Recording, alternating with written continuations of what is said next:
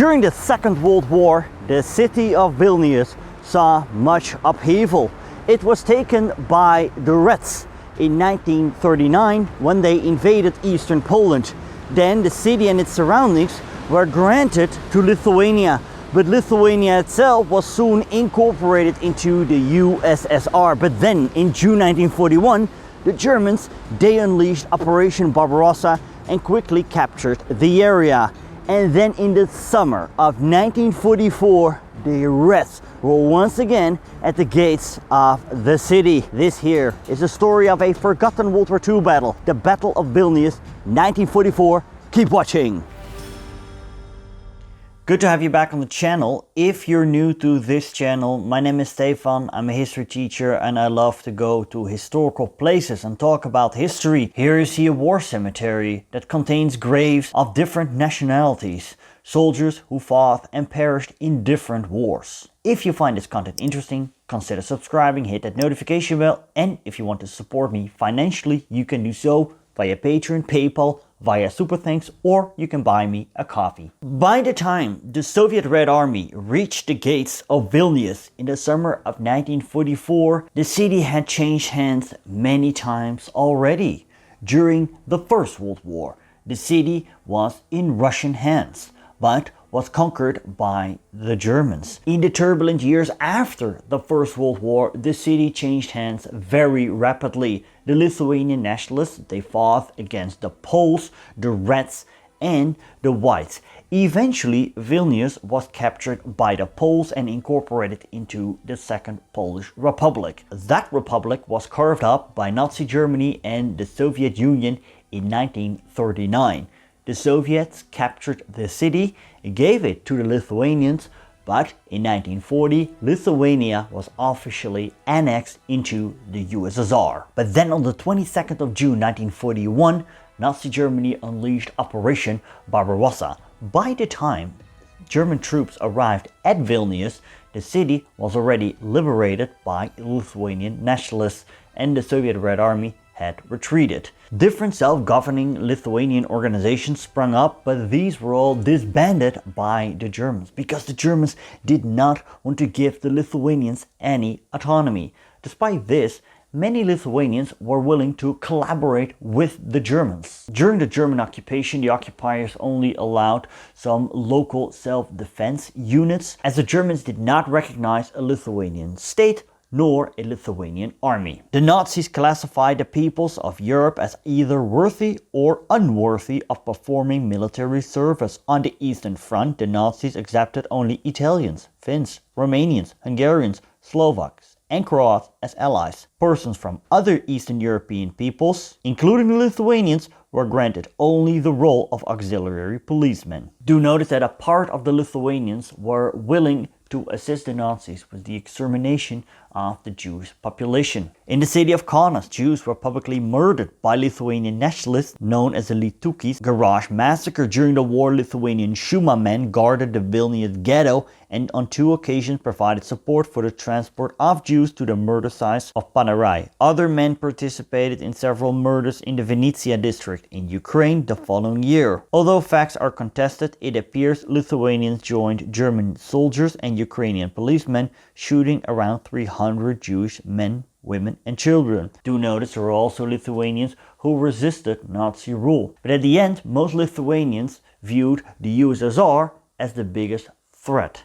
And that threat was about to return in the summer of 1944. Then the Soviets launched Operation Bagration and the front approached Lithuania. On the 4th of July, the 1st Baltic Front Army, commanded by General Ivan Bachamian, crossed the northeastern border of Lithuania and after a few days captured Svenkionish and Utena. The 3rd Belorussian Front, commanded by General Ivan Cherniakovsky, attacked more to the south. On the 7th of July, captured Nemencin and approached the outskirts of Vilnius. More than 200,000 Soviet Red Army troops were sent to surround and capture Vilnius. German commander Major General Gerhard Pull ordered to start the evacuation of the city, shipping out 5,000 German wounded, as well as German civilians and Lithuanian officials. Already near the end of June, the city saw an exodus, while many others decided to stay. Soviet bombings started from the 6th of July. Now, Hitler had declared Vilnius a Festung,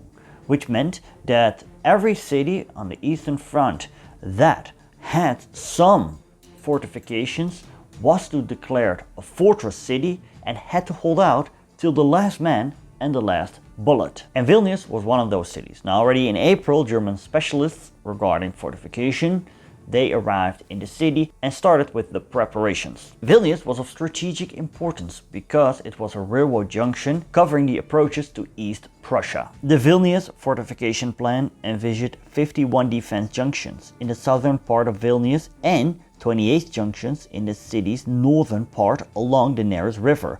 Of the 79 planned junctions, the Germans managed to construct only 10 junctions in the southern part of the city and only 2 junctions in the northern part. On Sabakia Street, the commandant's bunker was located, trenches were dug, machine guns put in place as well as mortars and anti-tank cannons. General Rainier Stahel was appointed the city's commandant, and the well-equipped and rested 117th German Infantry Division arrived in the city. Thus, in the first half of July, there were 3 German infantry divisions, 2 mountain rifle brigades, 3 regiments and 7 battalions, as well as various small supply units in the surroundings of Vilnius and in the city. During the whole time of the defense, the Vilnius garrison had 17,000 soldiers, 270 artillery guns, 110 tanks and armored vehicles, and 46 mortars. But the Red Army was not the only enemy they were facing, because also the Poles were planning to strike. Polish units of the Polish Underground Resistance Army, the AK, were planning to capture the city.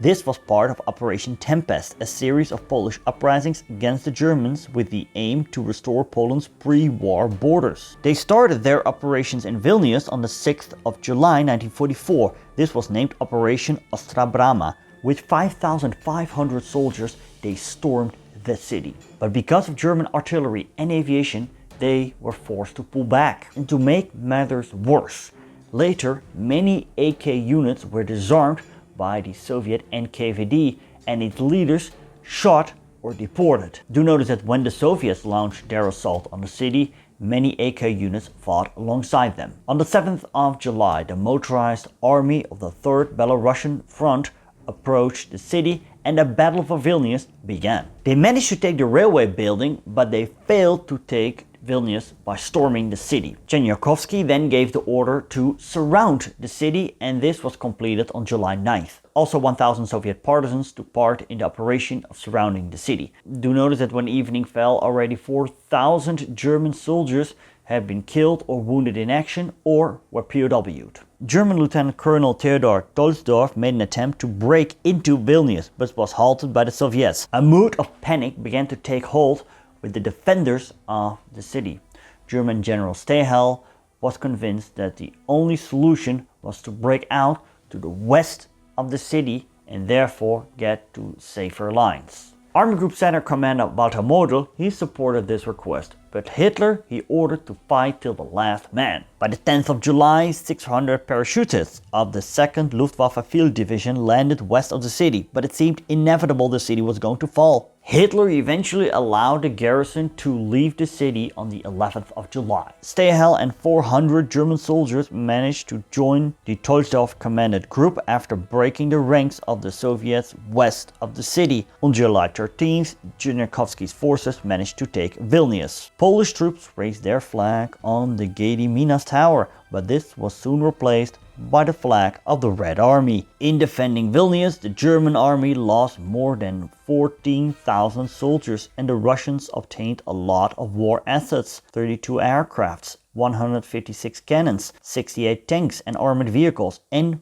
1,500 cars. During the 5 days of the battle for Vilnius, the city suffered great casualties. Some 40% of houses were partially or completely ruined, including many valuable historical architectural monuments. And soon the whole of Lithuania was liberated by the Red Army, and Lithuania found itself once again under Soviet rule. This occupation would last till the early 1990s. Thanks to my patrons, you see their names on the screen, and a special thanks to Rainy Bachtel, Thomas Sapiega, Damian Wallace, Connor, Marcus Kaas, Nick Terranova, Mark Littlehill, Justin Trebell, Tanya Dixie, Susanna Di Bella, Fabrizio, Robert Meehan, David H. Ovett, Wayback History, Michael Prusi, Daniel Holland and Marcus Fielding. If you want to learn more about Lithuanian collaboration with Nazi Germany, you can click right here. I made an in-depth video about that. Thanks for watching. See you later.